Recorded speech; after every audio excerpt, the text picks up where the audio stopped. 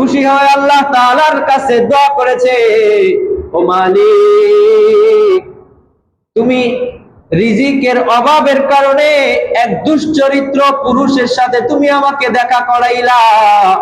দুই বন্ধু মিলে সিদ্ধান্ত নিয়েছে বিভিন্ন জায়গায় তারা সফরে যাবে। তারা এক পাহাড়ের মধ্য দিয়া সফরে যাইতেছিল। ভাগাভাগি করে নিয়েছে যে এক বন্ধু কখনো রান্না করবে আর এক বন্ধু রেস্ট করবে। এক বন্ধু রান্না করতেছে আর এক বন্ধু রেস্ট করতেছে, আর টাকা টাকা দেখতেছে বন্ধু কিভাবে রান্না করতেছে। হঠাৎ করে তার চোখে পড়লো বন্ধু রান্না করতেছে, আগুনগুলা যখন নিভে গেছে হাত দ্বারা নাড়া দিয়া আগুনের জ্বলন্ত কয়লাগুলো হাত দ্বারা নাড়া দিয়া আবার আগুন জ্বালাইতেছে। কয়েকবার লক্ষ্য করার পরে আরেক বন্ধু জিজ্ঞাসা করতেছে, ও বন্ধু, তুমি যে রান্না করতেছো তোমার রান্নাগুলো আমি ফলো করতেছি, কিন্তু এই রান্নার ভিতরে এমন একটা জিনিস আমার চোখে পড়েছে যেটা আসলে অলৌকিক বিষয়, যেটা আমি কখনো দেখি নাই। বলে কি এমন দেখেছো? বলে তোমার যখন আগুন নিভে যায় তুমি হাত দ্বারা নাড়াচাড়া করে আগুনগুলো আবার জ্বালাইতেছো। ওই বন্ধু ডাক দিয়া বলে, এর পিছনে লম্বা এক ঘটনা। আমার এলাকায় আমার পরিবার বড় ধনী পরিবার ছিল, ব্যবসায়িক পরিবার ছিল, আর আমার পরিবারটা ছিল নেশাখোর মদখোর। আমি যখন আমার বাড়ির ছাদে উঠে যখন মদ খাইতেছি, নেশা করতেছি, নেশায় যখন আমি মগ্ন ছিলাম, আমার পাশের বাড়িতে ছাদে আমি এক সুন্দরী রমণী পর্দাশীল একজন সলেহা নারী আমি দেখতে পাই।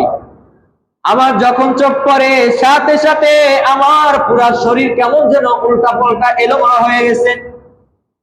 আমি তৎক্ষণাৎ সাথে সাথে নিয়ত করে ফেলেছি যে বিবাহ যদি জীবনে করি তাকেই করব। আমার বাবার কাছে আমি গিয়া বায়না করলাম, বাবা, ওই আমার পাশের বাড়ির মেয়েকে যদি তুমি বিবাহ না করাও আমাকে আমি হত্যা করে ফেলবো। বাবা পাশের বাড়িতে গিয়া প্রস্তাব নিয়ে যায়। যখন সেই বাড়িতে যাওয়ার পরে প্রস্তাব নিয়ে যায়, তারাও জানতো যে ওই ফ্যামিলিটা মদখোর। যেই বাবার মেয়ে পর্দাশীল, মেয়ে আবেদা, আল্লাহ তাআলার ইবাদত করে, তার বাবা মাও আল্লাহ তাআলার ইবাদতকারী হবে, এটাই স্বাভাবিক। তারা ওই ধনী ব্যক্তির দিকে না তাকাইয়া মদখোর হিসাব করে তার প্রস্তাবকে তারা ডিনাই করে দিয়েছে, আর ওইভাবে চলে গিয়েছে। এক ধরনের অপমান করে পাঠিয়েছে যে তোমরা মদখোর ফ্যামিলি, তোমাদের কাছে কিভাবে আমার মেয়েকে আমি বিবাহ দেই। এক ধরনের অপমান বোধ করে বাবা সেখান থেকে তার বাড়িতে চলে গেল।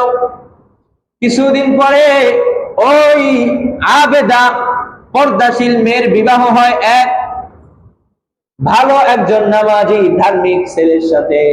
বিবাহর পরে তাদের ঘরে 3টা সন্তান আল্লাহ তাআলা দিয়েছে, কিন্তু কোনো কারণে ওই নারীর স্বামী দুনিয়া থেকে আল্লাহ তাআলা তাকে নিয়ে গেছেন, চলে গেছে। আর হঠাৎ করে তাদের উপরে একটা অভাবের চাপও দুনিয়ার ভিতরে তাদের কাছে আসছে। আর ওই সময় ওই মক্কার ফ্যামিলি তারা ছিল বড় ধনত্ববান, পুরা তাদের দেশের ভিতরে পহর চলে, কারো কাছে তেমন খাবারের মতো তেমন চলাফেরার মতো কোনো জিনিস নাই। আর তারা ভাগ ভাগ করে এক এক অঞ্চলে এক এক সময় গিয়া ত্রাণ দিতেছে। আর ওই মদখোর সন্তানের বাবা তাকে সিদ্ধান্ত করে পাঠিয়েছে, তুমি এই মালামাল গুলো নিয়া অমুক স্থানে গিয়া তুমি সেখানে কিছু ত্রাণ দিবা। সে তার বাবার সিদ্ধান্ত মতে সেখানে গিয়া ত্রাণের জন্য উপস্থিত হয়েছে। আর এলাকাবাসীকে প্রত্যেককে জানিয়ে দিয়েছে, কালকে অমুক টাইমে তোমরা সবাই আসবা, সিরিয়ালে দাঁড়িয়ে যাবা, প্রত্যেককেই ত্রাণ দেওয়া হবে। এই খবর শোনার পরে ওই আবেদা মহিলা তার 3 সন্তানকে সাথে নিয়ে ওই ত্রাণের উদ্দেশ্যে তিনি সিরিয়াল দিয়ে ফেলছে। এক পর্যায়ে ওই মদখোর যুবকের দৃষ্টিতে আবার পড়ার সাথে সাথে সে চিনে ফেলছে যখন তার সন্তানদেরকে নিয়ে ত্রাণের উদ্দেশ্যে যায়, তখন ওই মক্কর যুবক তাকে দেখে তার পূর্বের সেই অপমান বোধের কথা আবার মনে পড়ে গেল।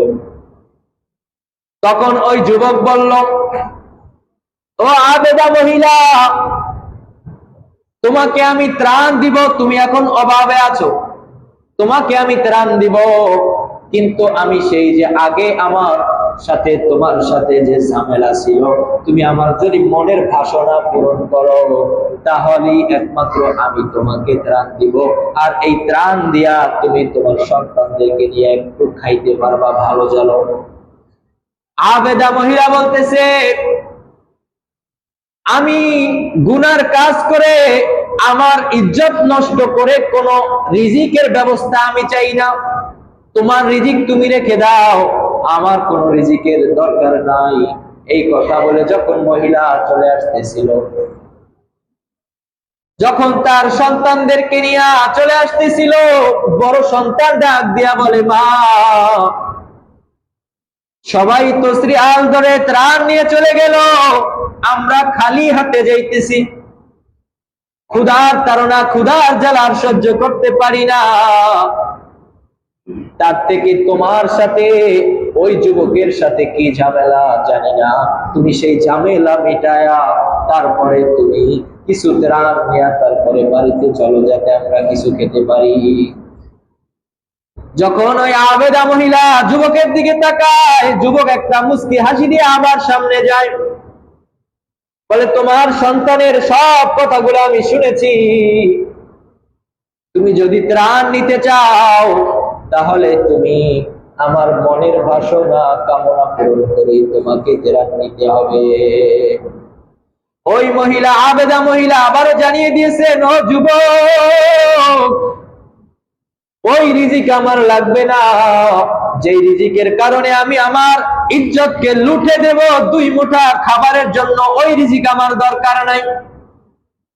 আমি যদি আল্লাহর উপর বিশ্বাস আস্থা রাখতে পারি, তাহলে রিজিকের ব্যবস্থা আল্লাহ করবেন, আল্লাহ আমার বাড়িতে রিজিক পৌঁছায় দিবে।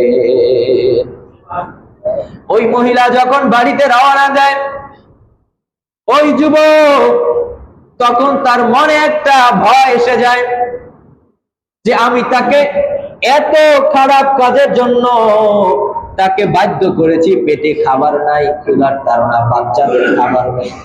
বাচ্চারা বলতেছে, মা, জন্ম দিয়েছো, খাবার দিতে না পারলে গলা টিপে মেরে ফেলো। এত বড় কথা সহ্য করেছে, তারপরেও আমার সাথে খারাপ কাজের জন্য সে রাজি হয় নাই। তাকে আল্লাহ তাআলা বাড়ি গেলে অবশ্যই রিজিকের ব্যবস্থা করবে। আর সে যদি আল্লাহর পক্ষ থেকে রিজিক পেয়ে সেই রিজিক বক্ষণ করে আমার জন্য বদদোয়া করে, বলে দুনিয়ার বুকে আমার এক জায়গায় ঠাঁই হবে না। ওই যুবক, ওই আবেদা মহিলা যেই রাস্তা দিয়া যায়, অপর আরেক রাস্তা দিয়া গিয়া খাবার তার লোকদেরকে দিয়া বাড়ির সামনে আগেই উপস্থিত করে দিয়েছেন, পরিচয়বিহীন খাবার পাঠিয়ে দিয়েছে। ওই যুবক, তিনি যে ওই আবেদা মহিলার সামনে দাঁড়াবে, এই দাঁড়ানোর মতো তার সক্ষমতা নাই যে আমি ওই মহিলার সাথে এত অপরাধ করেছি, কিভাবে তার সামনে দাঁড়াই। মহিলা যখন তার সন্তানদেরকে নিয়ে বাড়ির সামনে দাঁড়াইলো, বাড়ির সামনে দাঁড়ানোর পরে খাবার দেখে খুশি হয়ে আল্লাহ তাআলার কাছে দোয়া করেছে, ও মালিক, তুমি রিজিকের অভাবের কারণে এক দুশ্চরিত্র পুরুষের সাথে তুমি আমাকে দেখা করাইলা, কিন্তু যেই ব্যক্তি পরিচয় ছাড়া, নাম ছাড়া এই রিজিকের ব্যবস্থা করে দিয়েছে, এই ভালো মানুষটাকে তো তুমি আমাকে দেখাইলা না। এই দোয়া করতেছে, মক্কার যুবক শুনতেছে, কিন্তু সামনে যাবে, সামনে যাওয়ার মতো কোনো সুযোগ নাই, সে তো অনেক অপকর্ম তার সাথে করেছে।